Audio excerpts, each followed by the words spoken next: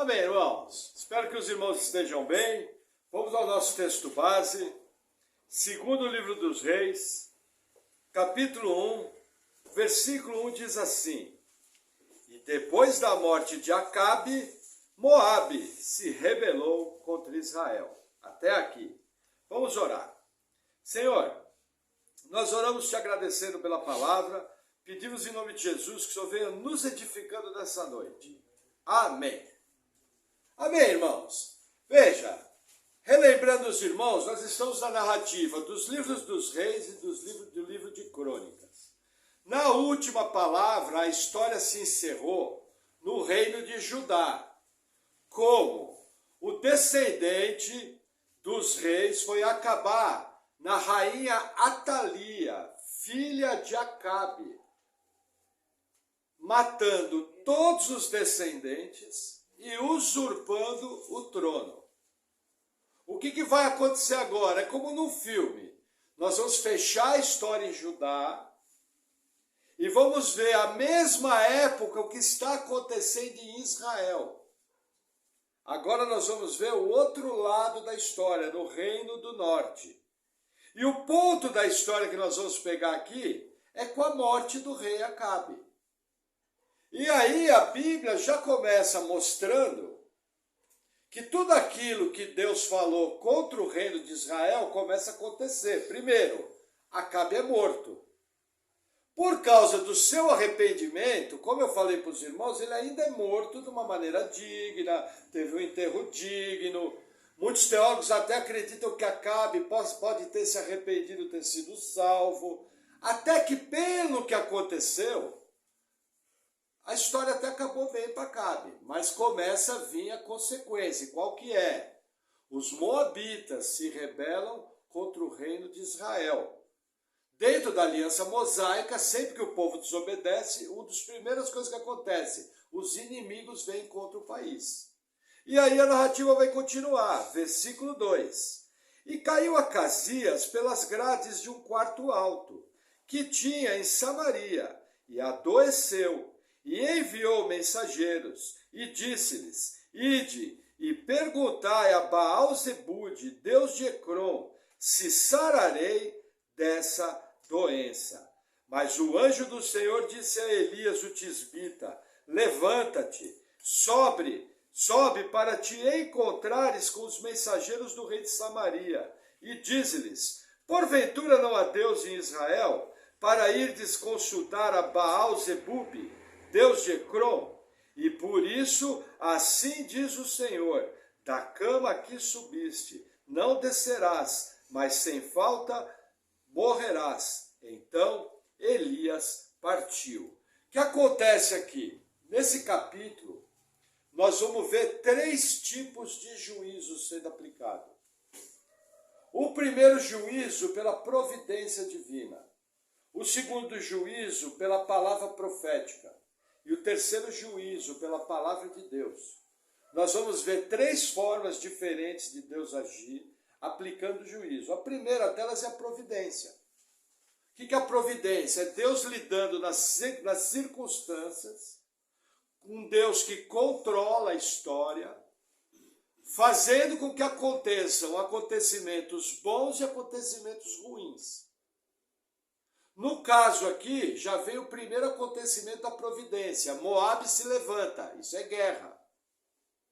Segundo acontecimento, o filho de Acabe, que era Acasias, sofre um terrível acidente. Como que aconteceu isso? Nas casas daquela época era normal haver um último andar. Em algumas delas, o andar tinha apenas uma leve cobertura e o vento entrava.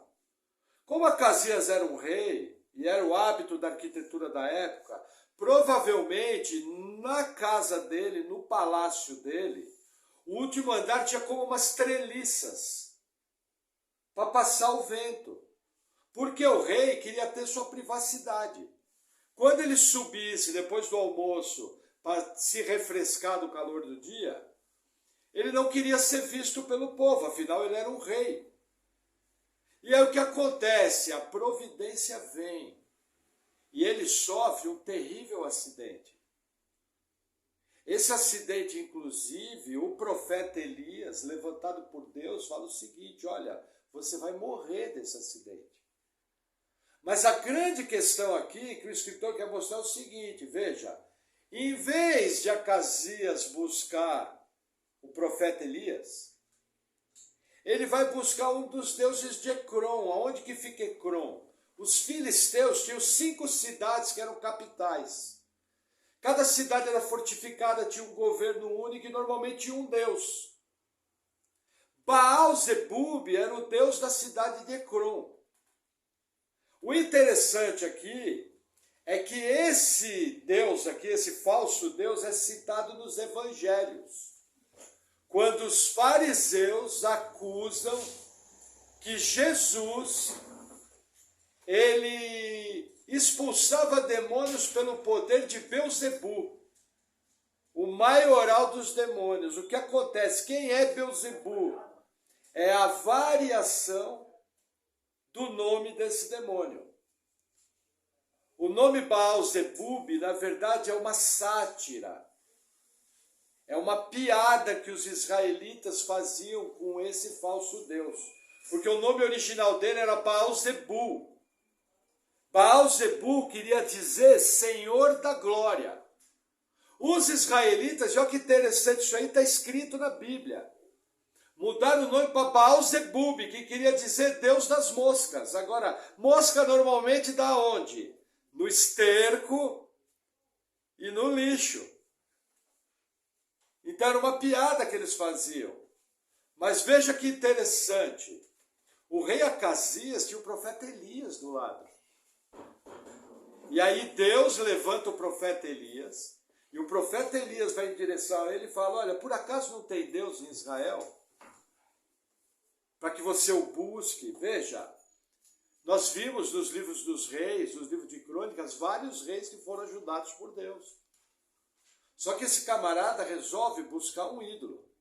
Normalmente na nossa vida o que a gente vê, quando o problema chega na casa das pessoas, as pessoas procuram tudo, menos a igreja. Vai em cartomante, vai em benzedeira, vai nesses camaradas que faz energia positiva, toma banho de erva, toma banho de sal grosso, acende vela para o anjo da guarda, faz promessa que vai de joelho daqui até Paranaguá e voltar, faz tudo, menos buscar Deus. Na verdade, o ser humano não mudou muito. Por quê? Porque o ser humano ele não quer buscar Deus, primeiramente, que o nosso Deus é um Deus de santidade. Ninguém quer buscar a santidade. A pessoa quer viver a vida como ela quer, da maneira que ela deseja, e ela quer ainda assim ser abençoada. Infelizmente, muitos na igreja estão criando deuses. E estão vindo para a igreja evangélica servir a um Deus que não é o Deus da Bíblia. A pessoa cria um Deus na cabeça dela e vai para a igreja evangélica. Aí ela canta músicas para esse Deus, ela lê a Bíblia desse suposto Deus. Só que ela quer viver da maneira dela e quer ser abençoada. Isso, na verdade, é servir a ídolos. Porque só existe uma forma de servir a Deus. É a maneira que ele deixa bem claro aqui na Bíblia. E o próprio Jesus fala que os mandamentos dele são leves, não são pesados. Veja, se a gente for analisar a Bíblia, tudo que ela propõe são coisas boas, coisas que servem para edificação, coisas que trazem paz, coisas que levam para harmonia. Entendeu? O problema é que eu quero servir meu próprio umbigo. Então, o que, segundo o livro de Reis, capítulo 1, está querendo mostrar, é que esse rei já começou mal. E logo de cara a providência trouxe um juízo. Vocês imaginam cair do alto de uma casa? O tamanho do tombo que ele teve? Quantas coisas acontecem com as pessoas que não precisam. Se você entender que toda a história humana está debaixo do controle, até uma martelada que você dá no dedo, ela foi sob permissão de Deus. A pergunta é, quando você dá uma martelada no dedo, você para perguntar por que aquilo aconteceu? Porque se você martelar assim, conversando, você vai estourar todos os dedos. No mínimo, você tem que aprender até a tensão. Então, existem coisas que acontecem que são para nos chamar a atenção. Tenho certeza, conhecendo a bondade do Deus da Bíblia, que se Acasias tivesse se arrependido e buscado a Deus, Deus não só curava ele, como dava vitória contra os moabitas e ainda tornava ele um grande rei. O problema é que ele insistiu na desobediência, que foi ocasionada a sua morte. O profeta falou, vai morrer, a palavra profética vai morrer. Acabou. Mas vamos continuar. Segundo Reis, capítulo 1, versículo 5, diz assim: E os mensageiros voltaram para ele, e ele lhe disse, que há que voltastes? E eles lhe disseram, um homem saiu ao nosso encontro, e nos disse, ide, voltai para o rei que vos mandou, e dize-lhe, assim diz o Senhor, porventura não há Deus em Israel, para que mandes consultar a Baal-zebube, Deus de Ecrom? Portanto, da cama que subiste, não descerás, mas sem falta morrerás. Vamos fazer uma pausa aqui. O que acontece? A cidade de Ecrom estava a 35 quilômetros de Samaria. Pela região montanhosa ia levar entre 1 e 2 dias de viagem. Os viajantes saíram e de repente voltaram. Quando voltaram, o rei falou, ué, o que aconteceu? Mais ou menos assim, imagina que seu marido saiu de casa para trabalhar, o seu filho saiu para ir para a escola. Meia hora depois eles voltam. O que você vai perguntar? O que aconteceu? É o que está acontecendo aqui. Aí, os viajantes repetem o que foi falado. Lembra que nós aprendemos que quando dentro de um capítulo bíblico, dentro de um parágrafo, algo se repete, aquilo tem uma informação importante para o leitor? Qual é a informação importante aqui? Sempre que houver problema, a fonte que tem que ser buscada é o Deus Todo-Poderoso. Deus pode usar homens, Deus pode usar médicos, Deus pode usar a ferramenta que for, mas tudo vem dele. Pode ser o melhor médico do mundo. Se ele não tiver discernimento do diagnóstico, você vai morrer. Você pode pagar 50 mil reais no tratamento. Se não for guiado por Deus, você vai morrer. Entendeu? Então, sempre que acontece problemas, a fonte da solução é Deus. É isso que está sendo apresentado aqui. E a narrativa vai continuar. Versículo 7. E ele lhes disse, qual era a aparência do homem que veio ao vosso encontro e vos falou essas palavras? E eles lhe disseram, era um homem peludo, e com os lombos cingidos de um cinto de couro. Então disse ele, é Elias o tisbita. Veja que interessante. Aqui tem um trocadilho muito importante. Por que o rei pergunta qual era a roupa? Porque era comum nos dias do Antigo Testamento a roupa identificar qual era o tipo de pessoa. Quando você vê alguém vestido todo de branco na porta de um hospital, o que você pensa? Profissional de saúde. Quando você vê alguém num terno, todo bem arrumado na frente do tribunal, o que você pensa? Um profissional da área jurídica. Era a mesma coisa. Só que aqui tem um trocadilho no texto interessante. Porque naquela época a roupa dos reis ela era uma roupa de linho, super confortável, com cinto de linho, tudo muito leve, tudo muito tranquilo. Olha a roupa que Elias usava. Elias usava um pesado cinto de couro e provavelmente uma roupa feita com pele de camelo. Quem aqui é do interior sabe que as peles não cheiram muito bem. Você imagina alguém morando no deserto com aquele calor vestindo uma roupa de pelo de camelo? Compara isso à roupa dos reis. Compara isso a roupas finíssimas. Compara isso a roupas que os sacerdotes de Ecrom usavam. Pode ver, o engano sempre vem muito bem acabado. O engano sempre vem com uma roupagem externa muito atrativa. O pecado vem com uma embalagem muito atrativa. Aqui de um lado você tem um homem de Deus simples, que vive praticamente no deserto, longe das altas rodas. Em contrapartida, você tem a roupa dos reis e a roupa do sacerdote. O que o escritor está te mostrando? É a palavra de Deus simples, vinda do profeta, contra tudo aquilo que esses camaradas confiavam, o luxo, a riqueza, boas roupas, boa comida. Hoje em dia, o que as pessoas confiam? Na riqueza, boas roupas, boa comida, bons médicos. Novamente tem um contraponto aqui. Entendeu? Inclusive, João o Batista se vestia com a mesma roupagem de Elias. Por isso que Jesus no Novo Testamento vai falar, João é o Elias que teria que vir. E ele fala que João veio no mesmo espírito, na mesma pregação que Elias o tisbita. Não é que João é a reencarnação de Elias. A Bíblia condena a reencarnação. Mas veja, João Batista batizava no deserto com o mesmo tipo de roupa.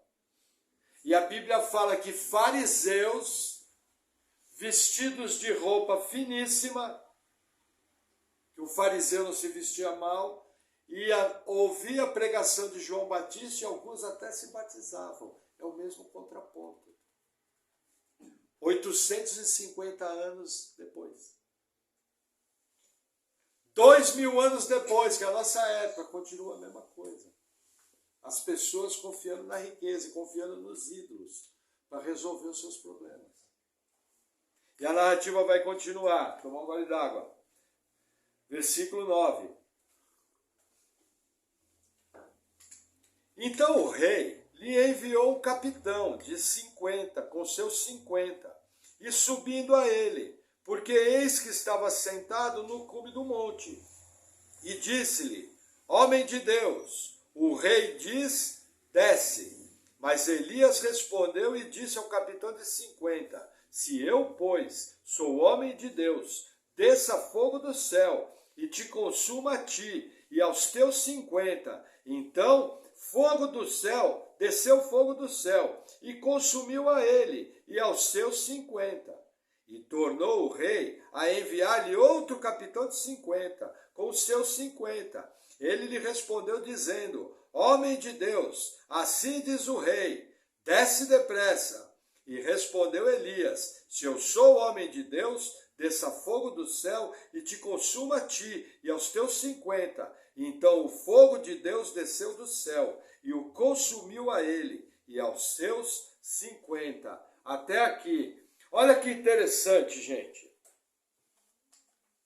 Aqui está uma passagem que muitos não compreendem. Primeiro são mandados 51 homens. Elias está no alto do morro. O capitão chega numa forma arrogante, fala, o rei diz, desce. O que Elias fala? Olha, você está me chamando de homem de Deus, estou parafraseando. Se eu sou homem de Deus, vai descer fogo do céu agora, vai matar todo mundo. Não bastasse, a história se repete. E mais 51 homens são mandados. E Elias dá uma palavra de morte, desce fogo do céu novamente e morrem. Ao todo, 102 homens. A grande pergunta é, que você às vezes para pensar, Deus sabia que esses homens iam morrer? Deus conhece o futuro? Tá. Deus tinha decidido ouvir a palavra de Elias? Sim. Elias, quando deu a palavra, confiava que ia descer fogo do céu? Sim. Por que Elias não desceu o morro e não evangelizou os 102? Não parou, sentou e falou, olha, eu vou com vocês, mas antes deixa eu falar o seguinte, olha, eu sirvo ao Deus Jeová. Jeová quer dizer Deus salva. Ó, aconteceu um problema no Jardim do Éden, como vocês sabem, Adão e Eva pecaram, e o pecado entrou na humanidade. Mas quando eles estavam para ser expulsos, Deus fez uma promessa que ia mandar um descendente, que ia esmagar a cabeça da serpente. Veja, se vocês se arrependerem e vocês crerem no Deus de Israel, vocês vão ter a vida eterna. Por que Elias não fez isso? Simples, porque o que estava decidido sobre aquelas vidas não era salvação, era juízo. Aqui a gente vê a confirmação da segunda forma de juízo, que é a palavra de juízo sobre palavra profética. Deus fulminou. Os motivos que Deus fez isso, não sabemos. Os motivos que Elias fez isso, não sabemos. O que eu sei é que nem eu nem você somos em nada melhores do que aqueles 102 homens.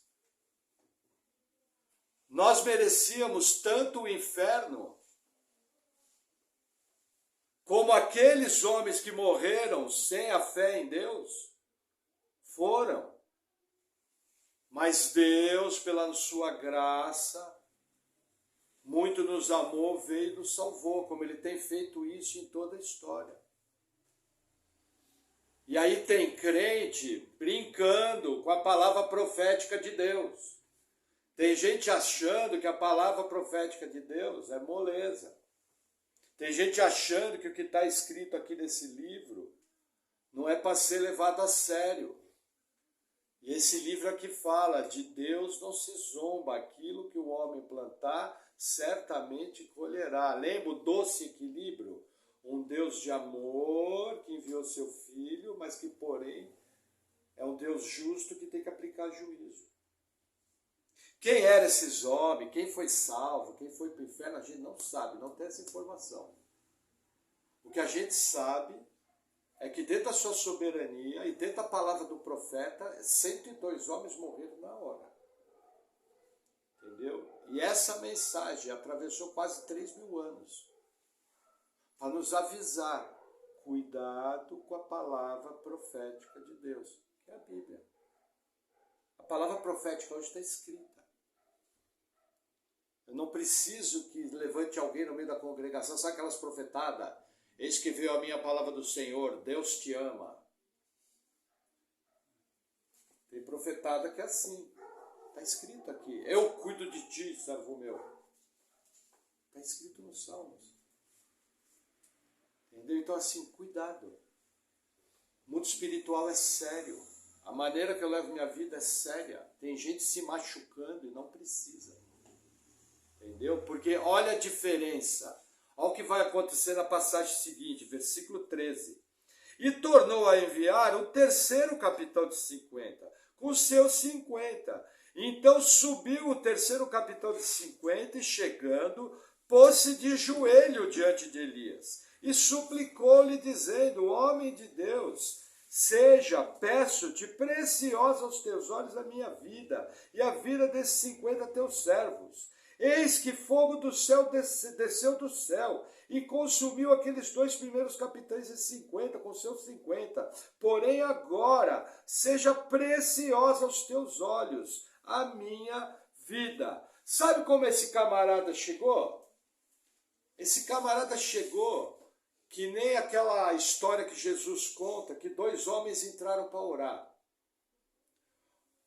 Um deles era um miserável pecador, e ele batia no peito e falava, Senhor, tem misericórdia de mim que sou pecador. E aí do lado dele tinha um fariseu. Senhor, graças te dou que não sou que nem esse pecador. Veja, esse homem aqui foi sábio, esse homem aqui foi humilde, esse homem aqui, primeira coisa, ele chegou quieto. Entenda uma coisa, pelo Novo Testamento nós somos sacerdotes. Se você é nascido de novo, se o Espírito Santo habita em você, você é sacerdote. Sacerdote lida com a presença de Deus. Como? O Espírito Santo é um só com o seu Espírito. Está entendendo onde eu estou querendo chegar? Que temor, que respeito, Que prudência que você tem que ter ao lidar com o Deus que é residente em você. Deus é um só com o seu Espírito.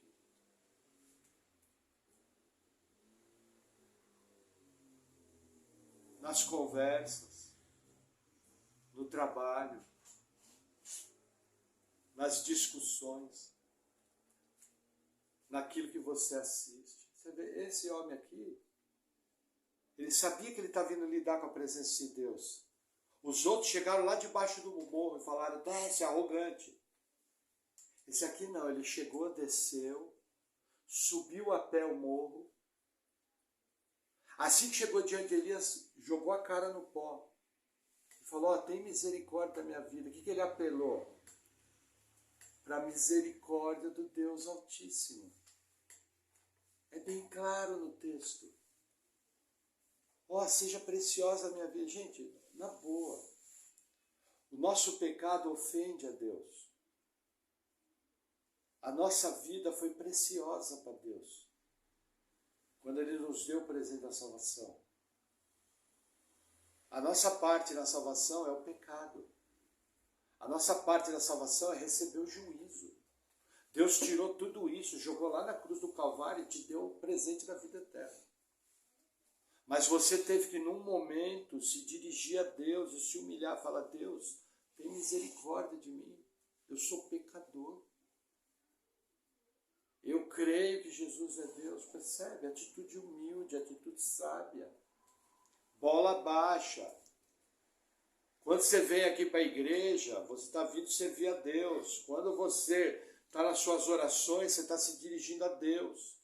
Quando você está lendo a Bíblia, você está em comunhão com Deus. Entendeu? Ter esse santo temor. Não é ter medo de Deus, mas é ter reverência. E olha que interessante, vamos ver se deu resultado.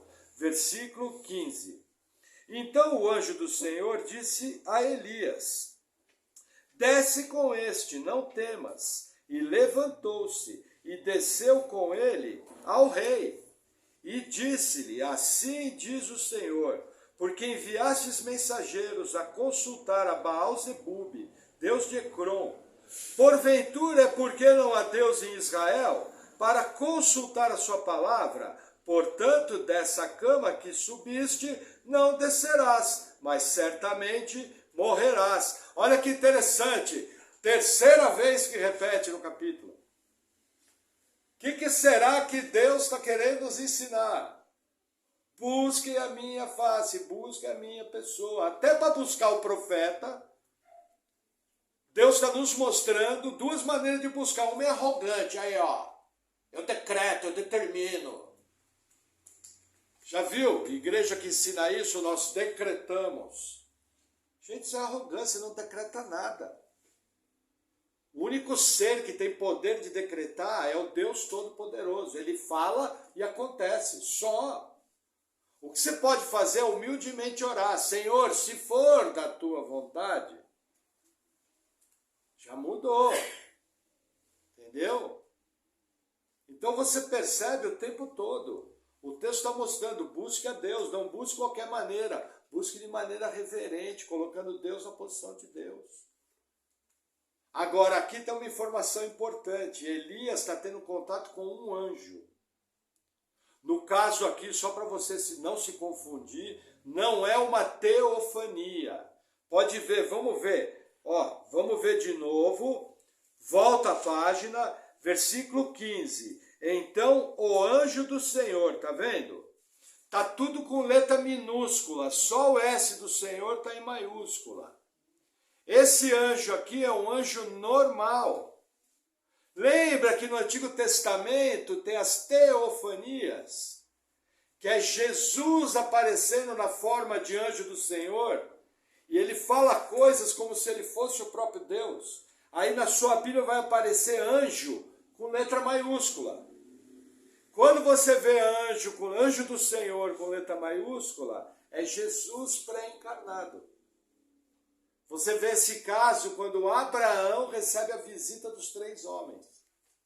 É uma teofania. É uma aparição de Deus. Aqui no caso é um anjo normal.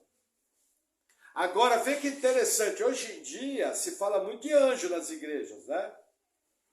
Deixa eu te falar algumas coisas sobre isso. Um pregador que chega e fala, Deus está me mostrando agora que tem vários anjos aqui à nossa volta. Aí você ouve na igreja, oh, aleluia, louvado seja Deus, já viu as igrejas, fica tudo pirada. Quando o pregador fala, vejo anjos à nossa volta, não sei o quê. Aí a igreja ferve. Gente, está escrito na Bíblia, darei ordem a meus anjos a vosso respeito. Eu não preciso ver, não preciso nada, eles estão aqui, à nossa volta. Como é que eu sei? Porque a Bíblia diz isso. Eu não preciso que venha um pregador, entre aspas, querendo dar uma de ungido, dizendo que está vendo anjo. Porque a Bíblia já me diz que eles estão aqui. Você crê na Bíblia? Que a Bíblia diz, você crê como verdade? Se a Bíblia diz que tem anjo à sua volta, você crê? Preciso eu falar que estou vendo? Entendeu por onde caminha o misticismo evangélico e a feitiçaria gospel? Por que tanta gente é enganada e sai decepcionada das igrejas? Porque não está se ensinando Bíblia. Lembra que eu falo que as más teologias destroem vidas? Aí a turma começa a ver anjo, ver dragão, ver serpente, ver não sei o quê. Eu fico olhando esse cara e falo, engraçado, eu nunca vi nada e estou servindo a Deus há 25 anos quase. E procurando ser cada nunca vi nada. Entendeu? Nunca vi serpente voadora, dragão passando voando, soltando fogo, nunca vi. E se vê, não vai mudar nada. Mas eu não preciso ver, a Bíblia diz, eu acredito. Simples assim. Agora, olha que interessante a experiência do profeta.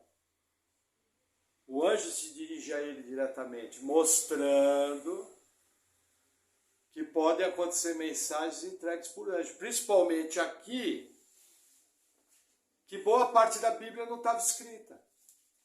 Aqui o ano é em torno do século VIII antes de Cristo. Aqui o Pentateuco estava escrito. O livro de Juízes nem estava escrito nessa época, você tinha Pentateuco. Mais nada. Esse livro dos reis, que vai cuidar de 300 anos da história, foi escrito no século V, 500 e pouco, antes de Cristo. 300 anos depois. Então Elias não tinha uma Bíblia. Entendeu? Ele tinha um Pentateuco, que eram cópias, estava espalhada nas sinagogas e acabou. Aí o anjo se dirigiu a ele e deu uma garantia de vida. Veja que interessante. Na última palavra, nós vimos que Elias mandou uma mensagem escrita para o rei de Judá, para não se expor fisicamente. Aqui Elias cruzou os mensageiros, deu a mensagem e foi para o alto do morro. Só que aí o anjo falou, pode ir junto que eu garanto. O que eu aprendo aqui? Que para entrar em locais perigosos, para falar com pessoas perigosas, eu preciso de uma capacitação, vinda de Deus. Tem gente que se mete a besta a fazer o que não deve, se coloca em lugares difíceis, em posição difícil, e não era para fazer aquilo. Entendeu? Eu conheço um pregador que vai no meio das piores comunidades e prega, entra e sai, nada acontece, ninguém toca nele. E eu conheço o caso de alguns que foram mortos. Entendeu? Por exemplo, para você ser pregador no meio do Islã, você precisa de um chamado. Se eu vou lá pregar, os caras me fritam na primeira noite. Entendeu? Agora, se eu tiver um chamado, eu entro lá, prego e só vão tocar em mim quando Deus autorizar. Se Deus autorizar, não toca. Entendeu? Elias aqui está coberto pela palavra do anjo. Tudo que você for fazer que a Bíblia te autoriza, você está coberto. Não precisa mais o anjo falar. A Bíblia está escrita. Vamos seguir, versículo 17. Assim, pois, morreu, conforme a palavra do Senhor, que Elias falara. E Jorão começou a reinar no seu lugar, no ano segundo de Jeorão, filho de Josafá, rei de Judá, porquanto não tinha filho. O mais dos atos de Acasias, tudo quanto fez, porventura, não está escrito no livro das crônicas dos reis de Israel? Até aqui, veja, Acasias morre sem filhos, uma coisa raríssima naquela época, quase impossível de acontecer, sinal o quê? Da falta de bênção de Deus. Se você lembrar, havia uma promessa dada que a descendência de Acabe ia ser riscada. Tinha uma palavra profética.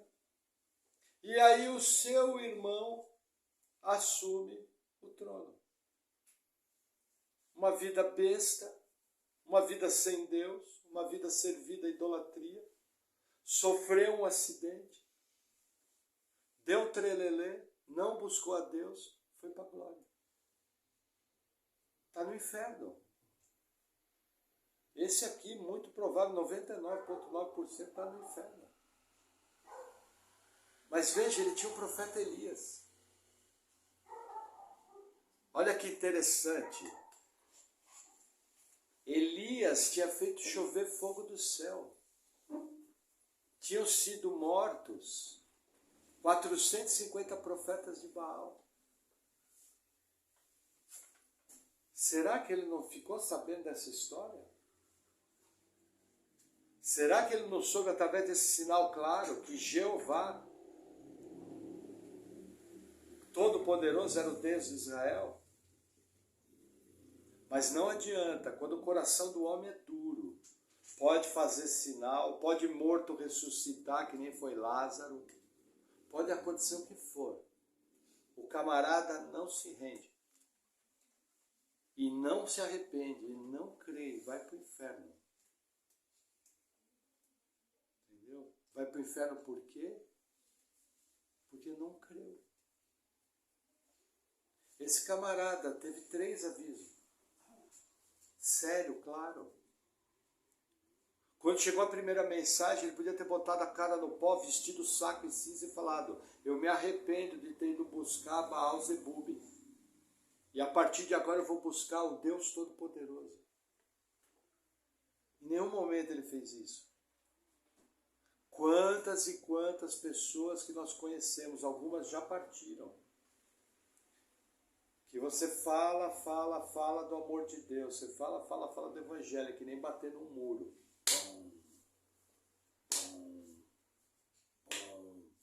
O que fazer em relação a essas pessoas? Veja, vocês acham que Elias ficou mais feliz quando o povo de Israel desceu fogo do céu e o povo de Israel se converteu a Deus? Ou ele ficou mais feliz quando desceu fogo do céu e morreram 102 homens? Ele era um profeta de Deus, o Espírito Santo habitava nele. O que deu mais alegria? É óbvio, quando houve conversão. Só que olha que interessante, você não vê Elias se arrancando o cabelo revoltado. O senhor podia salvar. Não, Elias deu a palavra sabendo o que ia acontecer. O que eu tenho que aprender? Infelizmente, o meu papel é evangelizar. Eu não tenho poder de salvar ninguém. Eu posso dar a maior explicação do evangelho. Esse poder não está em mim. Mas eu posso pregar. Se vai ser salvo ou não, eu não sei. Entendeu? A pessoa morreu sem Cristo, infelizmente é uma verdade bíblica. O próprio Jesus, quando vier no julgamento das nações, ele pessoalmente vai lançar as pessoas no inferno. As pessoas vão ser obrigadas, todo joelho vai se dobrar, vai confessar que Jesus é Deus em reconhecimento da sua majestade e vai ser lançado no lago de fogo. Sabe aquela musiquinha que canta? Todo joelho se dobrará e toda língua confessará, que canta com uma alegria. Quem já ouviu essa música? Nunca ouviram? Gente, essa palavra é um juízo terrível. As pessoas vão dobrar o joelho confessando que Jesus é o Senhor e vão ser lançados no lago de fogo. A turma faz musiquinha de alegria. Sem noção. Entendeu? Mas Mas o que eu tenho que fazer? Eu não posso saber quem é salvo, mas eu posso pregar. Posso convidar para ir para a igreja. Se deu certo, deu. Se não deu, paciência, eu fiz minha parte. Infelizmente, você vai no enterro de pessoas que você pregou e elas não vão ser salvas. Você pode clamar a Deus, você pode pedir. Eu normalmente oro assim, Senhor, arrasta na estrada, joga na parede, passa com o caminhão por cima, mas salva. Regaça com tudo. É lógico, estou falando assim na pregação para ficar mais legal, mas eu oro, Senhor, ó, pinga fogo. Salva aquela pessoa. Quebranta mesmo. E se eu ver Deus quebrantar, eu vou ficar tranquilo. É melhor ela salva quebrantada do que no inferno inteiro. Entendeu? São pessoas que eu amo. E a turma é duro de coração. Ou vai dizer que você sofreu pouco antes de ser salvo? Sofreu um monte. Aí você fala, não, preciso de Deus. Amém? Que outra aplicação tem? Veja, importância de temer a Deus e respeitar. O temor do Senhor é o princípio da sabedoria. As igrejas hoje são irreverentes. Tem pessoas que se colocam... Veja, Deus é meu pai, na casa do meu pai eu fico à vontade, eu amo meu pai, mas eu tenho reverência com meu pai. Não é assim. Entendeu? O fato dele ser meu pai não me dá determinadas liberdades. Vocês já ouviram as frases que se falam hoje em dia de Deus? Querer dar de malandrão? Não entre nessa. Respeito, reverência. Jesus fala, antes temei aquele que pode mandar tanto a alma como o corpo para o inferno. O próprio Jesus, que é Deus. Ele é Deus. Ele fala para você ter uma relação de temor com Deus Pai Todo-Poderoso. Amém? O que mais que eu aprendo aqui? Veja, nós precisamos nos dar respeito pelo nosso testemunho. Veja, Elias era respeitado por causa da maneira que ele se portava. Eu pergunto, você como crente, as pessoas te respeitam como um cristão? Eu, por exemplo, tem crente, tem pessoa que se diz crente, que eu não quero fazer negócio com ela. Porque eu sei que eu vou tomar chapéu. Porque a pessoa não é crente, ela é lobo na pele de um cordeiro. Tem gente que eu não quero passar nem perto. É assim, Deus abençoe. E te converta. Entendeu? Você é alguém confiável? Você é conhecido pelo testemunho cristão? No seu trabalho, você é um bom funcionário? Na sua família, você é um bom pai, uma boa mãe, um bom filho? Você dá bom testemunho de fora? Você vê Elias, tinha um testemunho irrepreensível. Deus acatou toda a palavra dele. Entendeu? O que mais que eu marquei aqui? Veja, repetindo, né? Castigo divino via providência, via profeta e via palavra profética. Tá? Essa aqui é uma grande verdade. Homens buscam o diabo, mas não buscam a Deus. O cara vai no médium, vai no pai de santo, vai no Buda, vai onde for na nova era, vai abrir chácara, fechar chácara, vai fazer terapia com cor, vai fazer terapia com aroma, terapia com erva, terapia da terapia. Busca o capeta de tudo quanto é forma, terapia com anjo, que a gente sabe que não, você não pode ter culto a anjos, a Bíblia proíbe. Só que a Deus não busca. Essa é a realidade humana. Então, quando você falar de Deus para as pessoas, não estranhe. Segundo o que Jesus ensinou, você está falando com alguém que, se ele não for salvo, ele é filho do diabo. E ele age conforme as obras do diabo. É o que Jesus ensina. E o que o apóstolo João também ensina. Entendeu? Então, não estranhe as respostas. Por exemplo, já preguei para a gente, a pessoa olha para minha cara, mas eu não tenho pecado. Eu não aguentei, catei João e falei, olha que engraçado, São João fala que se eu dizer que não tenho pecado, eu sou mentiroso. Mas mandei nos dedos, peguei a marreta de 3 quilos, não aguentei, fui para a carne. Já viu alguém pregar na carne? Aquele dia eu preguei na carne. Tem coisas que não dá para aguentar, né? Cheguei uma pessoa com a maior educação, falei, São João, ainda que a pessoa era meio católica, São João fala que quem diz isso aí é mentiroso. Quer ver? Aí catei na Bíblia e li. Aí a pessoa ficou, entendeu? Porque eu estava evangelizando a pessoa. Evangelizando sério, explicando tudo com calma, bem certinho, entendeu? Então, aí esse dia eu evangelizei na carne, uma parte do evangelismo. Que mais? Veja, o diabo sempre vai usar líderes e autoridades para calar a voz bíblica. O que Acasias fez quando chegou a palavra profética? Vai buscar Elias preso. Vocês acham que a intenção era boa? Mandou 51 homens e depois mandou mais 51, que eles foram lá cantar hino. Foram recitar o Salmo 90, nem o livro de Salmo estava escrito direito ainda, tinha alguns salmos escritos. Entendeu? Mas o livro dos salmos não estava. Eles foram lá cantar louvores a Deus. Não, foram para aprender. Veja, até hoje o diabo usa autoridades para calar a igreja e para calar a voz profética.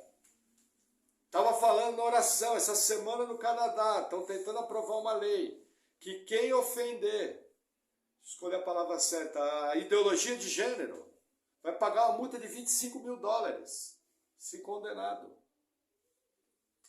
Isso é para calar a igreja, para perseguir a igreja. Quem é que eles estão querendo atingir? A igreja. Simples. Entendeu? Logo, logo vão chegar notícias de pastores processados. Entendeu? Sempre o diabo usa as autoridades. Veja, João Batista foi morto por quê? Pela autoridade, Herodes. Jesus foi morto por quê? O causador da morte de Jesus, a autoridade judaica. Paulo e Pedro foram mortos por quê? Pela autoridade romana. Sempre o diabo tentando fechar a boca da igreja. Normal. Se estiverem tentando fechar sua boca, sempre que você se posicionar a favor do evangelho, você vai ter problema. Se você não está tendo problema, é porque você provavelmente não está abrindo a boca para falar da Bíblia. Se você está passando limpo em todo lugar que você passa, capaz que você não está. Não estou querendo generalizar. Às vezes você pegou pessoas que ouviram ficar na delas. Mas normalmente você vai ter perseguição. Abriu a boca a favor da Bíblia, vai ter perseguição. Não tem jeito. Basta posicionar. Entendeu? E vai vir das mais variadas formas. Que mais? Sempre confiar na providência de Deus, no conduzir da história de Deus. E sempre confiar na palavra de Deus. Veja, Elias estava lá em cima do morro, tinha descido o fogo do céu, matado 102 homens. Provavelmente, se Elias fala, desce fogo do céu de novo, morria mais 51. Só que não, ele confiou na palavra do Senhor, vindo através do anjo, e foi. E a Bíblia não registra que ele foi preso, nada disso. Nós vamos ver nos capítulos seguintes, que ele vai ser arrebatado para o céu. Entendeu? Então sempre confie, não desista, não tenha medo. Se está escrito na palavra, é uma verdade. Agora, não seja bobo, não seja imprudente, não fica aqueles crentes que joga tudo à toa. O camarada está assistindo o jogo de quem? Do Palmeiras e do Atlético. Aí o cara fica, eu profetizo em nome de Jesus. Deve ser aqueles caras sem noção. Você está falando de churrasco e o cara não pega nem um gancho, nem nada. Não tem nem ambiente para falar. E começa a falar a Bíblia até espumar o canto da boca. Não para de falar, só a boquinha mexendo. Ninguém dá crédito. Não, seja um crente sábio, uma pessoa temperada. Que se você orar, Deus vai abrir circunstâncias para você poder testemunhar de uma maneira tranquila. Veja, que é uma excelente forma de testemunho. Seja um crente que as pessoas vão olhar a sua vida e vão ver que você é cristão. Pode ser mais rápido ou mais demorado, mas um momento você vai ser conhecido por suas boas obras. Eu lembro que já não estou querendo trazer brasa para minha sardinha, vocês sabem que eu sou tão pecador quanto os irmãos. Mas já teve cliente que virou para mim e falou, você é crente, né? Aí eu falei, sou, por quê? Ele falou, não, dá para ver. Eu falei, mas eu tenho minhas falhas, eu tenho meus defeitos. Eu falei, mas o cara percebeu. Amém? Vamos orar. Senhor, nós oramos te agradecendo por essa palavra, pedimos em nome de Jesus que o Senhor venha com a tua graça, que o Senhor venha nos conduzindo em tudo, que nós possamos estar dando bom testemunho e andarmos com confiança na tua providência e na tua palavra. No nome de Jesus, amém. Amém.